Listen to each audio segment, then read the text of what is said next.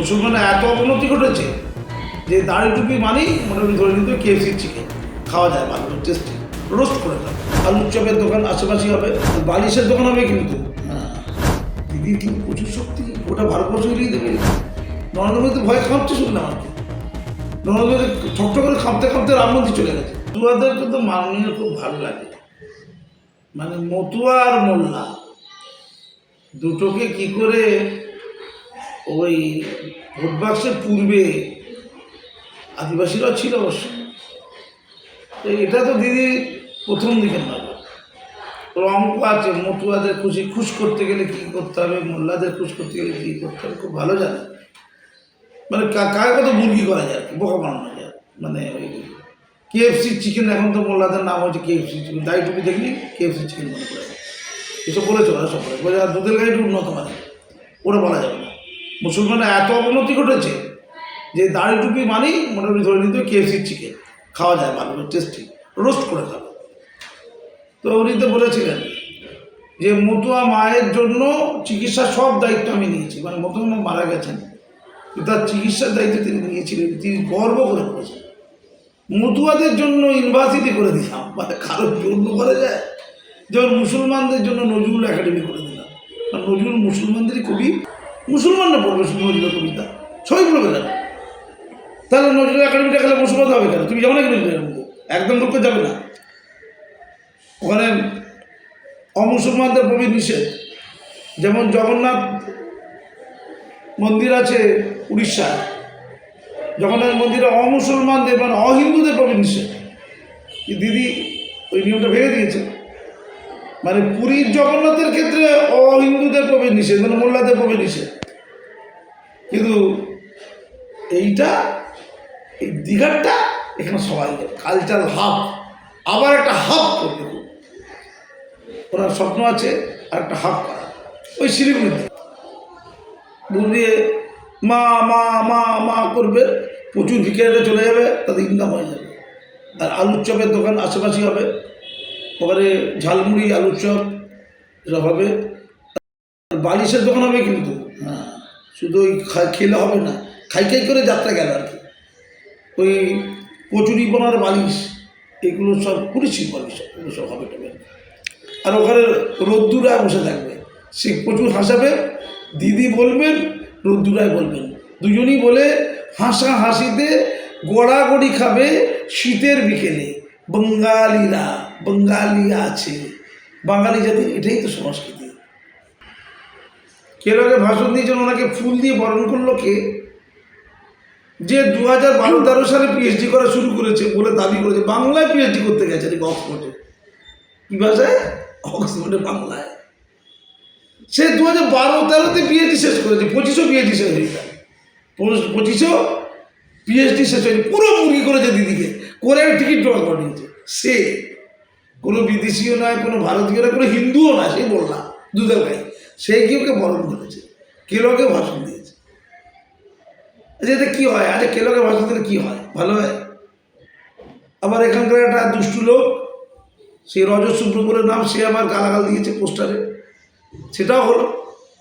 আচ্ছা খিল্লি করার জন্য তো পশ্চিমবঙ্গেই যথেষ্ট ছিল, বিদেশে গিয়েও হাসি ঠাট্টা হবে, যে ও লন্ডনের লোক হাসাতে হবে না, ও আন্তর্জাতিক তো, শুধু বাংলার লোক হাসলে চলবে, লন্ডনে গিয়ে একটু হাসাবে না? যেমন ওই কাছে হয়ে গেল কার উত্তরপ্রদেশে অখিলেশ যাদবের কাছে হয়ে গেল, প্রচুর ঘুরলো কোথায়? উত্তরপ্রদেশে ভোটের আগে আর কি। নিখিলেশ এত ঘুরলো, নিখিলেশের সমর্থন আর কি, এই অখিলেশের সমর্থন আর কি, অখিলেশের ঘুরতে গেলে এই যে হাসিটা। তারপরে উত্তরপ্রদেশের লোক প্রচুর হাসলো, কে একদিন এসে বকবক করছিল, আরও অখিলেশের বড়টা বাজলো, এই যে হাসিটা নির্মল হাসি। উনি আবার বললেন শুনলাম নাকি হিরিয়ে দেবে, এই কাকে হিরিয়ে দেবে? তুমি কিন্তু সাবধানে দেবে, হ্যাঁ বলা যায় না এইসবগুলো, এসব পুস্তপক্ষের চ্যানেল আর কি, সুযোগ পেলে তোমাকে হিরিয়ে দেবে। আমি তো জানতে পারি কিন্তু এইসব গুন্ডা মাধ্যমে হিরিয়ে দেয়। আচ্ছা তোমাদের ঘর তো হিরিয়ে দেবেন, তবে ঘর তো শুনেছিলাম যে ওই ভূমিকম্পে হিরিয়ে দেয়। দিদির কিন্তু প্রচুর শক্তি, গোটা ভারতবর্ষ হিরিয়ে দেবে। নরেন্দ্র মোদী ভয় কাঁপছে শুনলাম আর কি, নরেন্দ্র মোদী ঠকঠক করে কাঁপতে রাম মন্দির চলে গেছে, খুব দুশ্চিন্তা আছে। যে গুন্ডারা কোথায় আছে, কেমন ভালো আছে? তারা কি ভালো আছে? তারা সব ভদ্র ছেলে সাধু হয়ে গেছে না? ও সাধুরা সব গুন্ডা সব সাধু হয়েছে, মানে এই দায়িত্ব তো গুন্ডারা নেয়, হিলিয়ে দেবো, মেরে দেবো, কেটে দেবো, কি রে ভাই? ওই জনাদেশের মধ্যে কোনো গন্ডগোল ছিল নাকি? কারণ 2002 সালে জনাদেশে ওই যে ভোট হয়েছিল না, তাতে 12-13 লক্ষ জাল ভোট পাওয়া গেছে, মানে গন্ডগোলের ভোট 2002 সালে ভোটার তালিকা। তো অনেকে মারা গেছে অবশ্য মধ্যবর্তী সময়, মানে ভূত হয়ে গেছে। তো এখন ভোটার তালিকায় 50-60 লক্ষ গন্ডগোল পাওয়া যাবে। 24-এর ওই গন্ডগোলের ভোটার তালিকারই ভোট হয়েছে। 21-এ তো যে ভোটার তালিকা ছিল সেখানে গন্ডগোল ছিল। তাহলে ভোটার তালিকা যদি অস্বচ্ছ হয়, সেই অস্বচ্ছ ভোটাররা যদি ভোট দেয়, সেই ভোটে যদি আমি জয়লাভ করি, সেটা সঠিক? তাহলে জনাদেশটা কি সঠিক? ভয়ঙ্কর কথা কিন্তু। তাহলে জনাদেশটা কি সঠিক? এই পদগুলো সঠিক? এখন যদি তোমাদের মতো পুস্তাপকের লোকেরা বলে মানি না, এই মন্ত্রীকে মানি না, অমুককে মানি না, কী করবে? কেন মানি না? কারণ ওই ভোটার তালিকাতে যেখানে যেখানে দাঁড়িয়েছিল ওখানে ভোটার তালিকায় গণ্ডগোল ছিল, অস্বচ্ছ লোক ভোট দিয়েছে, ভোট দিয়ে জিতিয়েছে, তা সেই ভোটটা মানব কেন? আর সেই ভোটে যে জয়লাভ করলো, সে যদি অস্বচ্ছ ভোটে জয়লাভ করে, তাহলে তার জয়লাভটা কিন্তু অস্বচ্ছ ধরতে হবে, তাহলে তো মন্ত্রিত্ব মানব কেন? 356 ধারা, মনে হচ্ছে এটাই হবে। দিদি নাকি বলেছে, শুনলাম যে দিদি না, ওই মহুয়া মৈত্র সায়নী সব আছে না, এরা সব বলে যাচ্ছে, মিছিল করছিল যে এসআইআর করাটা একটা চক্রান্ত, অর্থাৎ জ্ঞানেশ কুমার ভারতবর্ষে চক্রান্ত করছে। এসআইআর করলে ভোটার তালিকায় স্বচ্ছতার কথা বলেছে, এটা অপরাধ। স্বচ্ছতা কেন করবি রে? আমি অস্বচ্ছ লোককে খুব পছন্দ করি। আমি ওই 26,000 যারা চাকরি হারিয়েছে তাদের মধ্যে যারা জাল, যারা কাঁকর, তাদের পছন্দ করি। আমি সুপার নিউমারি পোস্টে অযোগ্য লোককে ঢোকাতে পছন্দ করি। তেমন আমি অস্বচ্ছ ভোটারদের পছন্দ করি, অস্বচ্ছ ভোটারদের পছন্দ করি, মৃত ভোটারদের পছন্দ করি, মারা গেছে তারা। তাহলে এইটা যদি হয়, আর এইটা স্বচ্ছ করতে গিয়ে যদি এসআইআর করার লোকগুলো দুষ্কৃতি হয়ে যায়, চক্রান্ত হয়ে যায়, চক্রান্ত দুষ্কৃতিরা করে, তাই তো? তাহলে আমার মনে হয় এসআইআর প্রচার বন্ধ করে দিই, 26-এ ইলেকশনটা বন্ধ করে দিই। কিন্তু ইলেকশন হবে না, ও তো ছেলে খেলা হবে। এটা বন্ধ করে দিয়ে এখানে 356 ধারা লাগু করে দিই, তাহলে বাংলা শুদ্ধ হয়ে যাবে। ওরা বুঝে নেবে বাংলা কি চলে, ওরা বুঝে নেবে। কেন্দ্র সরকার যা যা করবে তার বিরোধিতা করতে হবে। ধরো কেন্দ্র সরকার তোমাকে তো এখন কিছু পাত্তা দেয় না, ধরো কোনোদিনও তো কেন্দ্র সরকার তোমাকে পাত্তা দিয়ে দেবে, তোমাকে চেনে না কিন্তু কেউ, তখন তীব্র বিরোধিতা করবে। কারণ তোমার হাতে ওই আজ বাংলা চ্যানেলটা আছে, মানে পোর্টালটা, বুমটা আছে, এইটা তোমার অপরাধ। কিন্তু এখন কিছু করবে না। কিন্তু কেন্দ্র সরকার যদি তোমাকে বিশেষ সম্মান দিয়ে দেয়, গুরুত্ব দিয়ে দেয়, তারপর দিন থেকে তোমার ঠিকুজি খুঁজবে, তোমার বাড়ি কোথায়, তুমি থাকো কোথায়, কী করলে তোমাকে সাহায্য করা যায়। সেরকম এসআইআর কেন্দ্র সরকার করেছে, ভালোর জন্য করলে চলবে না, যত ভালোই করুন, কেন্দ্র সরকার করলে কত ভালো হতে পারে, ও খারাপ হবেই, কিন্তু নিজে করলে ভালো হবে। 2005 সালে পার্লামেন্টে কাগজ ছড়িয়ে দিয়েছিল যে 1 কোটির মতো অনুপ্রবেশকারী বাংলাতে আছে, কিন্তু যেই দিন ক্ষমতায় চলে এলেন, অনুপ্রবেশকারীরা কি সুন্দর দেখতে হয়ে গেল, পবিত্র হয়ে গেল, তারা সব ভারতীয় হয়ে গেল, আর অনুপ্রবেশকারী নেই। এখন সবাই আমার তোষামোদকারী, অনুপ্রবেশকারী আর নেই, সব পরিবর্তিত হয়ে অনুপ্রেরণা পেয়ে গেল সব। যেভাবে জয়প্রকাশ মজুমদার অনুপ্রেরণা পেয়েছিল, বাবুল সুপ্রিয় অনুপ্রেরণা পেয়েছিল, কত লোক, আমার ঋতব্রত, সে আর ভিডিও বলছি না, অনুপ্রেরণা পেয়েছিল। এইটা চলছে ছেলে খেলা। আমি তো তোমাকে আগেই বললাম, এই প্রতিবাদ হচ্ছে জাস্ট দৃশ্যত। এসআইআর হবে বাংলায়, পুরো মাত্রায় হবে। দিদি এই এসআইআর আবহে মুসলিম বা দলিতদেরকে ভয় দেখাতে চায়।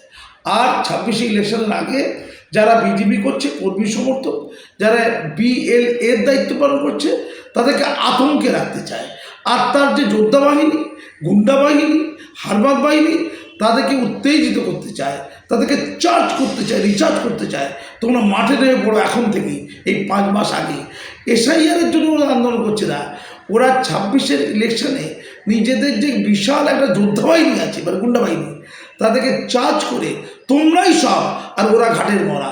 দেখো এসআইআর কেমন ওদেরকে সাহায্য করলাম, এইটা করার জন্য এসআইআর প্রতিবাদ করছে, আর কিচ্ছু না। আর ভয়, আমার ভোটাররা আমার সম্পদ, আমার ডবল এন্ট্রি ভোটাররা আমার সম্পদ, আমার অবৈধ ভোটাররা আমার সম্পদ। অবৈধদের দিদির খুব পছন্দ, তাই দিদি একসময় বলেছিলেন বৌদিরাও যদি একটু প্রেম করে ছেড়ে দেওয়া ভালো তো, তারাও একটু প্রেম করবে না। ঠিক একই শব্দ আমি ওই পার্থ চট্টোপাধ্যায়ের আচরণও দেখতে পেয়েছি, মুখে শুধু না, উনি পছন্দ করেন এসব। মুক্তি মুক্তি, চারিদিকে মুক্তি, বাঁধন তাকে আটকাতে পারে না, বাঁধন ভেঙে তছনছ করতে পারে তিনি, পেরেছেন তিনি, দিদি তিনি পারেন। উনি এনেছেন, উনি ক্ষমতা এনেছেন বিজেপিকে পশ্চিমবঙ্গে। ক্ষমতা মানে কি? অস্তিত্বের বড় জায়গা এনেছেন। এখন দ্বিতীয় বৃহত্তম দল পশ্চিমবঙ্গে কে এনেছেন? বিজেপিকে মমতা ব্যানার্জি এনেছেন, ধরে ধরে এনেছেন, টেনে টেনে এনেছেন। তোমরা তোমরা এসো, বামেদের শেষ করো, বামেদের রক্তক্ষরণে পাঠাও তোমরা।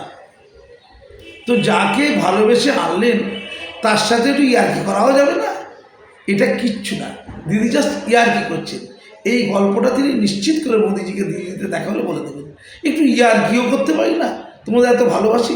দিদির ভালোবাসা বিস্তর ভালোবাসা, এসআইআর তাই দিদিই করাবেন, কিন্তু একটু অঙ্গভঙ্গি করবেন, ঝগড়াঝড়ি ভাব নেবেন। দিদি একটু ঝগড়া ভাব ভালো লাগে।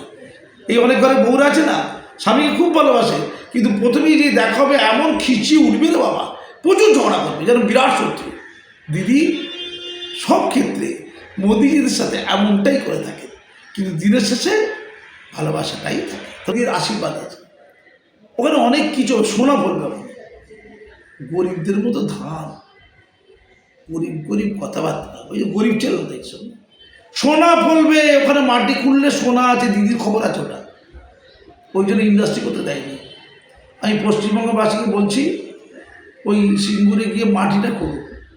দিলীপ ঘোষ দুধে সোনা পেয়েছে, আমি নিশ্চিত করে বলছি সিঙ্গুরে দিদি মাটির ভেতরে সোনার আহ্বান পেয়ে গেছে।